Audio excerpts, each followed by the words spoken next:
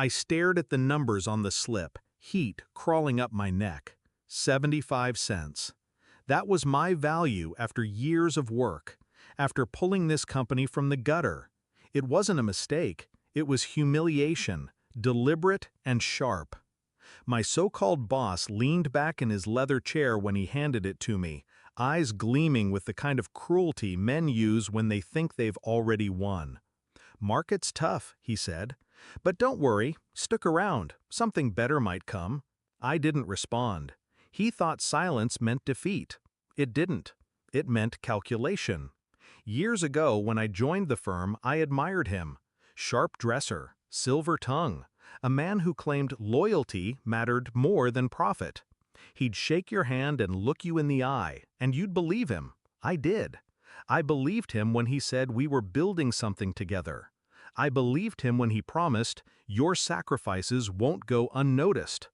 I believed him enough to work nights, to miss dinners with my mother when she was still strong, still laughing. Now she lay in a hospital bed, wires clinging to her frail body like parasites. Bills stacked on my counter like bricks pressing against my lungs. And this man, this snake, handed me humiliation on company letterhead. I noticed the shift months before. My projects reassigned, invitations to meetings lost, new hires seated above me, smirking with their quick promotions. But the pay stub? That was confirmation. This wasn't neglect, it was war. And he didn't know I'd already dug the trenches. Years back, when I first started, I'd been the one to design the financial systems, routing, reporting, tracking. My fingerprints were on every ledger, every wire transfer, every shadow account created for tax efficiency. He thought I walked away from that code when I got promoted. He thought wrong. I left back doors, hidden triggers, fail-safes buried so deep not even his auditors could smell them. Insurance. Not for him, for me. So when I opened that pay stub, I didn't rage, I didn't argue. I nodded, pocketed the insult, and walked out of his office like a beaten man. He smirked at my back. Good, let him. That night I went home, sat beside my mother's bed, and held her fragile hand. Machines beeped rhythmically.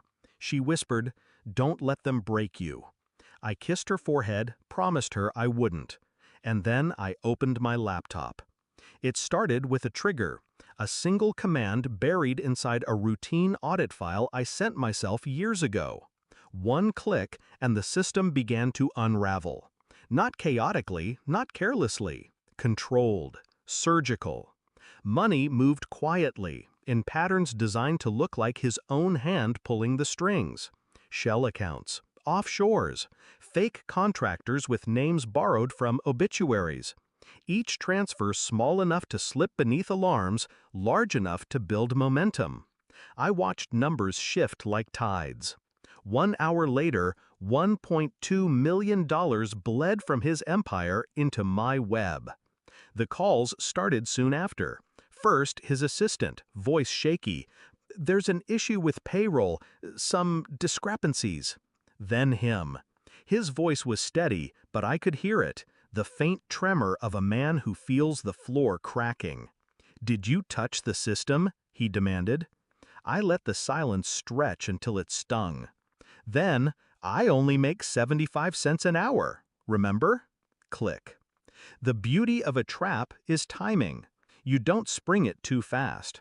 You let them crawl inside, get comfortable, feel safe. So I didn't take everything at once. I let more bleed, hour by hour.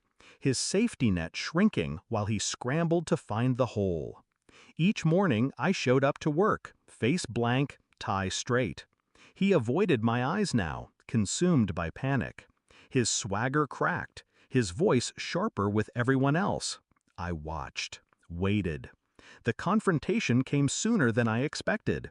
He stormed into my cubicle, sweat on his forehead. "You think you're clever," he spat. "You'll go down with me if you play this game." Finally, I looked him in the eye. Calm, steady. "I'm already down. You put me there." His face twisted, but I saw it, the flicker of fear behind his rage. He didn't know what I'd taken, how deep it went, or how much more I could pull. That uncertainty was my weapon. I didn't bankrupt him in one stroke. That would have been mercy. I made him bleed slow. Accounts frozen without warning. Partners backing out of deals. Regulators sniffing around transfers that looked suspiciously like fraud. He didn't know the half of it was staged. And through it all, I kept my mask. The underpaid, overlooked worker. Invisible. The perfect ghost. Weeks later, he was gone. Forced out. Reputation shredded. Bankrupt. Me? I resigned with a polite email. My final paycheck still said 75 cents an hour. I laughed as I closed it. My mother's bills are paid now. Her room filled with fresh flowers, her nurses well compensated, her comfort secure. She asks me sometimes how work is going. I smile and say, better than ever. Because work isn't